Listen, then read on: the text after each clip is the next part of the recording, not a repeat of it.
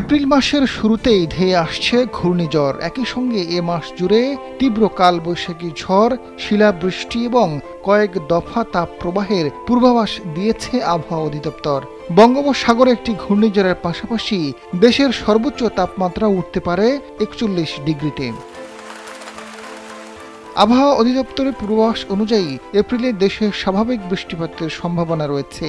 মাস জুড়ে বঙ্গোপসাগরে ১ থেকে ২টি লঘুচাপ সৃষ্টি হতে পারে, যার মধ্যে একটি নিম্নচাপ বা ঘূর্ণিঝড়ে রূপ নিতে পারে এবং দেশের সর্বোচ্চ তাপমাত্রা উঠতে পারে ৪১ ডিগ্রিতে।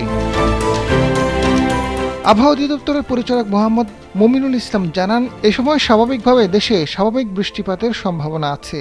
একই সাথে এ সময়ের শেষার্ধে বঙ্গোপসাগরে ২ থেকে ৩টি লঘুচাপ সৃষ্টি হতে পারে, যার মধ্যে একটি নিম্নচাপে পরিণত হতে পারে। এদিকে চলতি মাসে দেশে বিক্ষিপ্তভাবে ৫ থেকে ৭ দিন হালকা অথবা মাঝারি ধরনের শিলাবৃষ্টি সহ অন্তত ৩ দিন তীব্র কালবৈশাখী ঝড় সহ বৃষ্টি অথবা বজ্রসহ বৃষ্টিপাতের সম্ভাবনা রয়েছে। তবে এ মাসে দিন ও রাতের তাপমাত্রা স্বাভাবিক থাকতে পারে।